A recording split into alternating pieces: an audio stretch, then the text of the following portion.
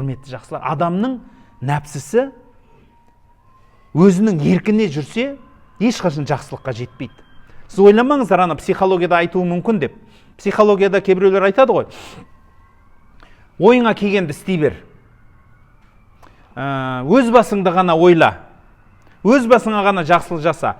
Бұл пікірлерді кейбіреулер тіке мағынада түсінеді. Бірақ психология оны ешқашан үйтіп тіке айтпайды. Ол психологияны түсінбеген адамның айтқаны, немесе өзге бір халыққа түсіндіріп атқан бір бұрышты қырқылған жағы ғана. Ал шынайы сол ғылымды зерттеп қарасаңыз, тура біздің дінімізді айтады. Өзіңе де өзгеге де зиян қылма дейді. Ла дарара уә ла дирара деген ереже бар.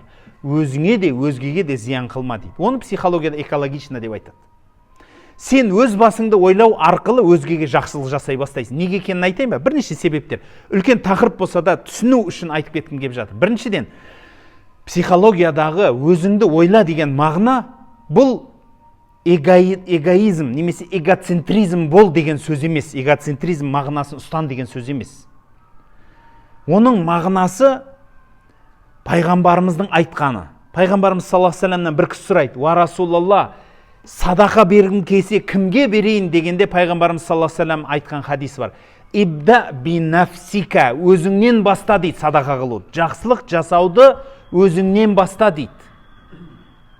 "Фатасаддақ алейха", оған садақа қыл. "Фа ин фадалат шайун", егер содан артылса, "фали ахлика", өзіңнің жанұяңа дейді. Содан кейінгі айтады: "Фа ин фадалат шайун", егер одан да артылса, "фали ақрабаика", өзіңнің ағайын туыстарыңа. "Ва хакада фа хакада", дейді. Осылайша кеңейесің дейді. Пайғамбарымыз жақсылықтың өзін осылай түсіндірді.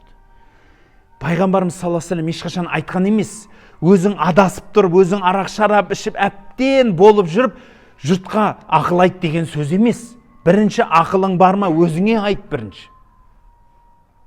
Бірінші өз-өзіңе айт, өз-өзіңді түзет, сосын өзгені түзетесің, сосын өзгені тартасың.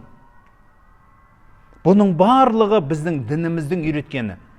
Міне сол мағынаны айтылып жатыр. Мен әдейі дінмен түсіндіріп жатқаным, қазіргі заманауи психологияда тура осыны түсіндіреді. Бұдан ешқандай да бір қылдай да ары кетпейді. Біздің бұны пайғамбарымыз саллаллаху алейхи вассалам осыдан 15 ғасыр бұрын айтып кеткен. Өзіңнен баста, өзіңді ретте, сосын жаныңды, сосын жаныңды ары қарай реттейсің. Өзің жәннатқа кіріп аласың. Тіпті өзіңіз ойлаңызшы, ана самолетқа мінгендеріңіз бар шығар, білесіздер. Самолетта айтады: "Егер олай бұлай болып жатса, ана кислород түсетін, жаңағыдай не түседі, кислород беретін маска түседі алдыңызға, бетперде. Соны бірінші өзіңе тық дейді, сосын балаңа тығасың" дейді.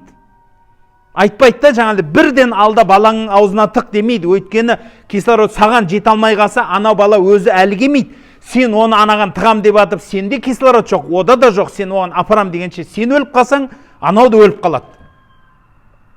Сен майып болсаң, ол да майып болады. Ал егер сен бірінші өзіңе тықсаң, сен ақылыңды, есіңді жоғалтпай, есіңді жинайсың да, анау бала сәл шыдатып, берірақ тартып, ұстап, сосын кислородын бересің деген мағына.